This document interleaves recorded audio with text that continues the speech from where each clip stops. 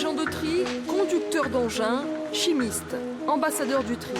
Ces métiers peu plébiscités vont-ils constituer à l'avenir un gisement d'emploi? Dans cette entreprise au sud de Bastia, 90 personnes travaillent dans la prise en charge et la valorisation des déchets. Le travail à la chaîne de tri est pénible et pourtant la paye est loin d'être attractive. Elle correspond au SMIC, 1 150 € net par mois. Ces salariés ont été embauchés en contrat d'insertion, mais d'autres postes plus valorisants seraient à pourvoir. Seul problème, les insulaires n'ont pas les formations requises. C'est assez difficile de trouver des personnes compétentes et avec un niveau de formation en relation avec le secteur lié à l'environnement. C'est vrai qu'on recrute en majorité du temps des insulaires, mais pour des postes assez techniques, on est obligé de faire appel à des candidats venus du continent ou qui sont basés sur le continent pour travailler ici, pour tout ce qui est poste technique de responsable et tout ce qui en suit. Parce qu'eux, ils ont les formations. C'est ça, il y a les formations qui en découlent et qui sont beaucoup plus diverses et variées sur le continent qu'ici en Corse. L'entreprise est en pleine expansion. Elle prévoit une seconde chaîne de tri pour les déchets des entreprises. Des emplois de cadre seraient disponibles. Il y a plusieurs postes disponibles et à pourvoir pour cette chaîne de tri, tels que des superviseurs bois, des superviseurs DIB. Donc c'est de l'ordre de 10 à 15 emplois proposés aujourd'hui. Dans la filière déchets, certaines sociétés demandent des compétences particulières. C'est le cas de cette société qui prend en charge 2800 tonnes de déchets toxiques par an. Aérosols, huile usagée, sur place une chimiste est indispensable afin d'analyser la nature des polluants. Comme tous les autres salariés, elle a bénéficié d'une formation en interne. Nous avons privilégié ces dernières années des recrutements en contrat de professionnalisation, donc des jeunes que nous prenons profanes en la matière et qu'ensuite nous formons. Ils apprennent véritablement la base et également le terrain concernant tout le cursus déchets, de la collecte au tri sélectif.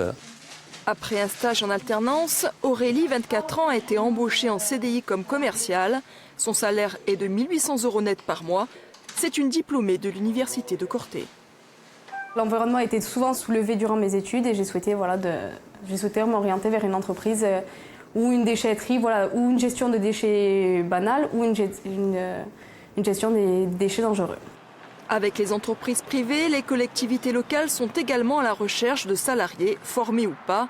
La communauté de communes de Cazinc a embauché 3 ambassadrices du tri et un agent technique en contrat d'avenir. Bonjour Monsieur Negrogne. Vous allez bien? Elles font du porte-à-porte pour encourager les habitants à faire leur compost et le tri sélectif.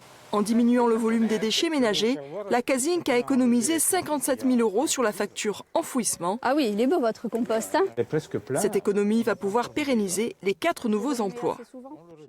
On s'est aperçu, nous, que nous avions eu du mal à former nos ambassadeurs du tri. On a fait appel au CIVADEC qui a fait une formation. Nous avons aussi fait appel à Zéro Phrase qui nous ont été très utiles. Et nous avons dû par la suite faire appel à une association qui se trouve en Bretagne, Eusenia, pour former nos ambassadeurs du tri à devenir guides composteurs. Donc, nous allons encore faire appel à eux pour les former à être maîtres composteurs. Donc on manque de formation et je pense que l'avenir, c'est des nouveaux métiers qui seront créés sur le territoire. Guide ou maître composteur, des qualifications qui vont du CAP au bac professionnel. Le centre de formation des apprentis est habilité à former des stagiaires dans le domaine des déchets depuis juillet 2015.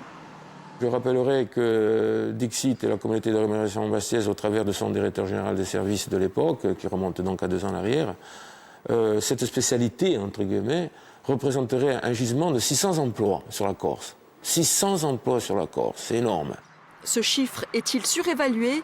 En tout cas, la formation mise en place par le CFA n'a pas attiré de stagiaires en candidature spontanée.